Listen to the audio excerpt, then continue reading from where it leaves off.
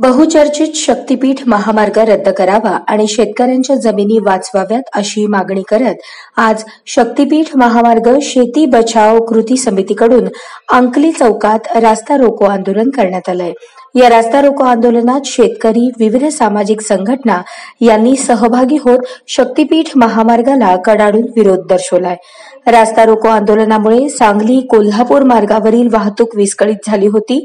यावेळी शक्तीपीठ महामार्ग रद्दच करावा आणि शेतकऱ्यांच्या जमिनी वाचवाव्यात यासाठी आमचा लढा सुरूच राहील असे आंदोलकांनी स्पष्ट केले।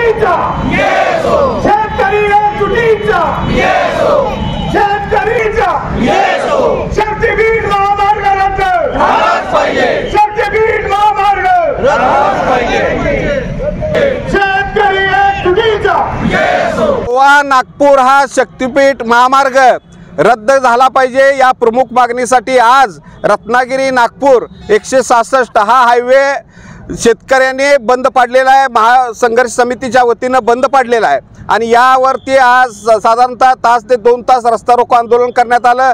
दोन्ही बाजूला चारही बाजूला 4 ते 5 किलोमीटरच्या रांगा लागल्या होत्या। मात्र शेतकरी संघर्ष समितीच्या नेत्यांना पोलिसांनी अटक केलेली आहे आणि या दडपशाहीचा आम्ही निषेध करतो।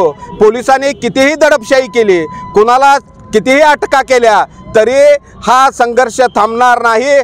कोणत्याही परिस्थितीमध्ये शक्तीपीठ महामार्ग रद्द झालाच पाहिजे ही प्रमुख भूमिका संघर्ष समितीची आहे। सतीश साखळकर, उमेश देशमुखसह हजारो शेतकऱ्यांना अटक केलेली आहे आणि या अटकेचा संघर्ष समिती निषेध करते। या पुढच्या काळामध्ये ये तो एक झाकी है, पिक्चर अभी बाकी है। आज आम्ही प्रतिकात्मक जरी रस्ता रोको आंदोलन केलं असलं तर या पुढच्या काळात जिल्ह्यामध्ये एकही महायुतीचा मंत्री आम्ही फिरू देणार नाही। त्याच्यावरती दगडफेक करू, लाल दिवेच्या गाड्या फोडू, रक्त सांडावं लागलं तरी बेहतर, मात्र हा महामार्ग रद्द झालाच पाहिजे ही प्रमुख भूमिका घेऊन चाललेलं आंदोलन या पुढच्या काळात त्या संघर्ष पेटेल, ठिणगी पेटेल आणि त्याची सर्वस्वी जबाबदारी महायुती सरकारची राहील।